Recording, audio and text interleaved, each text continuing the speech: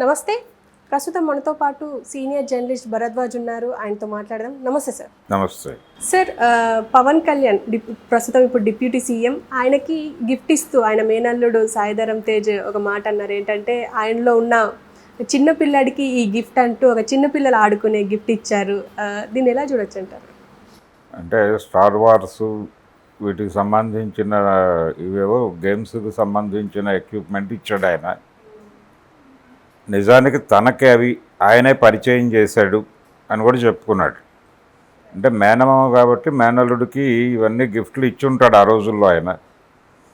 ఈయన ఇప్పుడు ఆయనకి ఆ విషయాన్ని గుర్తు చేస్తూ ఈ గిఫ్ట్లు ఇవ్వటం చూస్తే అంటే ఒక రకంగా గత సీఎం జగన్ మీద కూడా ఒక కామెంట్ ఉండేది. ఆయన ప్రజల్ని కలవడం లేదు అంటే, జగన్మోహన్ రెడ్డి ఎన్నికల్లో గెలిచిన తర్వాత చాలా కాలం పాటు ఎవరికి యాక్సెస్ ఇవ్వలేదు. ప్రజలకి మాత్రమే కాదు, ఆయన ఎమ్మెల్యేలకి కూడా యాక్సెస్ ఇవ్వలేదు.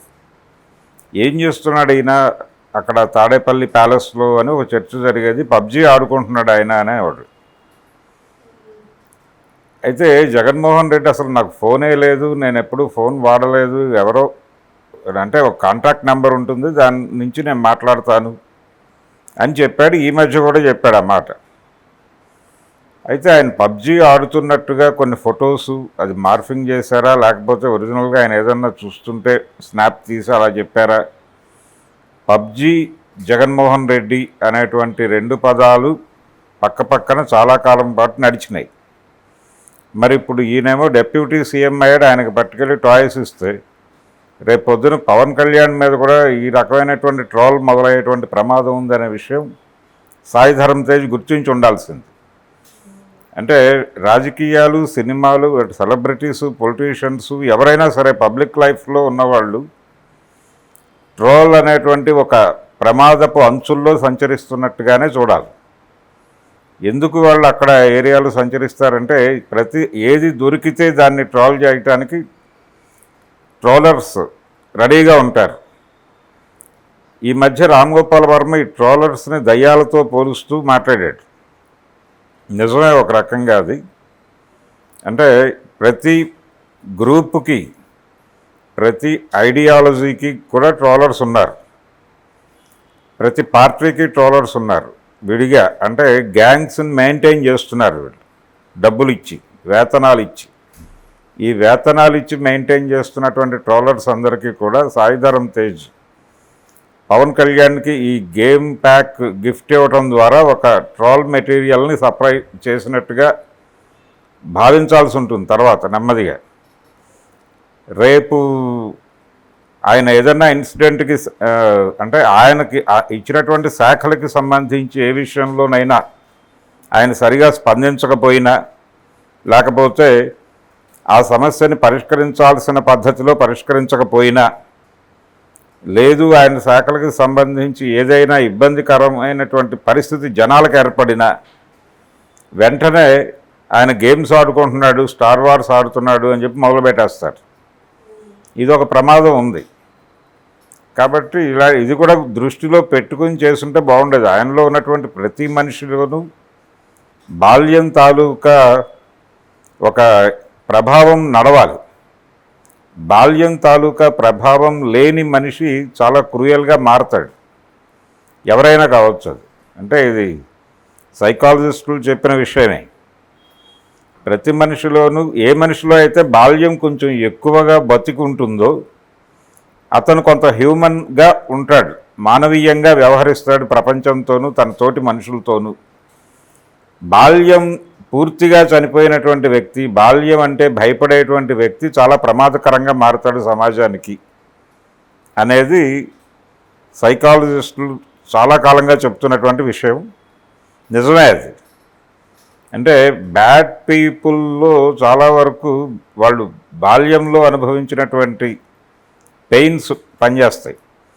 అంటే సైకలాజికల్గా డిస్టర్బ్ అయిపోయిన వాళ్ళు, సైకలాజికల్ డిజార్డర్స్తో ప్రపంచాన్ని ఇబ్బంది పెట్టేవాళ్ళు, వాళ్ళల్లో ఎక్కువ మందికి ప్రధానంగా గమనిస్తే ఒక దుర్మార్గమైనటువంటి బాల్యం ఉంటుంది వాళ్ళకి.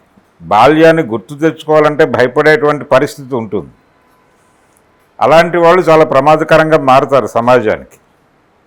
అందుకని బాల్యం బతుకుండటం అనేది మంచిదే. ఆ బాల్యం ఏ మోతాదులో బతుకుంటే ఆ మేరకు మానవీయంగా ఉంటాడు ఆ మనిషి. పవన్ కళ్యాణ్లో ఆ బాల్యం ఉంది అని ఈయన ఎక్నాలజీ చేస్తున్నాడు. ఆ ఎక్నాలజీ చేసిన మాట వాస్తవమే అయితే ఆయన చాలా మానవీయంగా ఉంటాడు. పవన్ కళ్యాణ్ మీద ఒక పాజిటివ్ టోన్ ఉంది ఆల్రెడీ. ఆ మధ్య చిరంజీవి గారు పవన్ కళ్యాణ్ని గెలిపించండి అని పిఠాపురం ప్రజలకు చేసిన విజ్ఞాపన వీడియోలో ఒక మాట అన్నాడు. కౌలు రైతులకి డబ్బులు ఇచ్చాడు, తన సొంత డబ్బులు పంచాడు ఆ రోజుల్లో, దాన్ని దృష్టిలో పెట్టుకునైనా సరే ఓటేయండి పవన్ కళ్యాణ్కి అన్నాడు ఆయన. అంటే అమరావతి ప్రకటించిన రోజున అక్కడ కౌలు రైతులు ఉన్నారు. కౌలు రైతులు తమ వృత్తి కోల్పోతామనే ఉద్దేశంతో ఈ అమరావతి నినాదాన్ని వ్యతిరేకిస్తూ అక్కడ నిరాహార దీక్షలు చేశారు. చేసినప్పుడు వాళ్ళకి ఉపాధి కూడా కోల్పోయారు చాలా చోట్ల. ఆ సందర్భంలో ఈయన కొంత డబ్బులు పంచాడు 2-3 ఊళ్ళల్లో. ఆ డబ్బులు పంచిన ఊళ్ళలో తర్వాత రోజుల్లో మీటింగ్ పెట్టి ఆయన తెలుగుదేశం పార్టీని తూర్పారబట్టాడు. అది వేరే గొడవ. తర్వాత మళ్ళీ ఇప్పుడు వాళ్ళందరూ కలిసి ఒకే కూటమిగా ఉన్నారు. సో కొంత చాలా సందర్భాల్లో ఒకసారి ఎప్పుడో ఆయన సినిమాలో నటించే రోజుల్లో త్రివిక్రమరావు గారు, ఆయన ప్రొడ్యూసర్, బద్రీ సినిమాకి నిర్మాత, ఆయన ఒక మాట అన్నాడు. అంటే పవన్ కళ్యాణ్ తన కోసం రెమ్యూనరేషన్ అడగలేదు, ఎవరికో డబ్బులు ఇవ్వాలి అని చెప్పి నా దగ్గరికి వచ్చి రెమ్యూనరేషన్లో ఒక పార్ట్ ఇవ్వండి అని అడిగాడు, ఇచ్చి పంపించాను నేను అని అన్నాడు ఆయన. అది పేపర్లో వచ్చిన వార్తే. అంటే తన కోసం కాదు, ఎవరికో డబ్బులు ఇవ్వాలి, వాళ్ళతో ఇబ్బందుల్లో ఉన్నారు, మీరు కొంచెం ఎక్కువ డబ్బులు ఇస్తే నేను వాళ్ళకి ఇస్తాను అని చెప్పి అడిగాడు, నేను ఇచ్చి పంపించాను అన్నాడు ఆయన. ఇలాంటి సందర్భాలు 2-3 మాట్లాడారు. తమ్ముడు ప్రొడ్యూసర్ కూడా మాట్లాడాడు ఇలాంటి మాటే. సో ఆ తరహా ఇమేజ్ ఉంది ఆయనకి. కొంచెం స్నేహితులకి సన్నిహితులకి ఏదైనా సమస్య వస్తే వెంటనే రెస్పాండ్ అవుతాడు అని. అలాగే నాగబాబు ఒకసారి కష్టంలో ఇరుక్కున్నాడు. ఆరెంజ్ సినిమా సందర్భంగా ఫైనాన్సర్స్ నుంచి బాగా ప్రెజర్ ఎదుర్కొన్నాడు ఆయన. ఆ ఎదుర్కొన్న టైంలో ఈయన కొన్ని సినిమాలు కమిట్ అయ్యి పవన్ కళ్యాణ్ నిజానికి క్రైసిస్లో ఉంది అతని కెరియర్. అప్పుడు జానీ తర్వాత వరుస ఫ్లాపుల్లో ఉన్నాడు, ఎటెళ్లాలో తెలియని పరిస్థితి. ఆ టైంలో కొన్ని సినిమాలు కమిట్ అయ్యి ఆ వచ్చినటువంటి అడ్వాన్సులు అవన్నీ తీసుకెళ్ళి ఆ ఆరెంజ్ సినిమా తాలూకా ఫైనాన్షియల్ క్రైసిస్ని క్లియర్ చేసి నాగబాబుని బయటేశాడు. అది ఆయనే స్వయంగా ఒక ఇంటర్వ్యూలో చెప్పుకున్నాడు. అంటే గబ్బర్ సింగ్ సినిమా చేసిన టైంలో ఒక వీడియో చేశాడు ఆయన.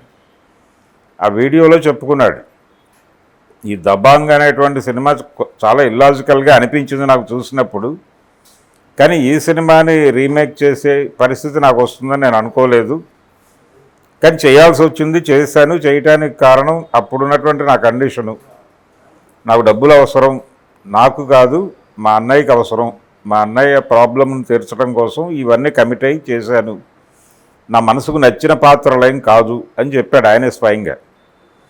ఆయనే అంటే సినిమా పేరు చెప్పలేదు కానీ ఒక సినిమాకి సంబంధించిన ఫైనాన్షియల్ ప్రాబ్లమ్స్లో మా అన్నయ్య ఉన్నాడని మాట్లాడాడు. అది ఆరెంజ్ సినిమా సమస్య. ఆరెంజ్తో టోటల్గా ఆ బ్యానర్ మూతపడింది.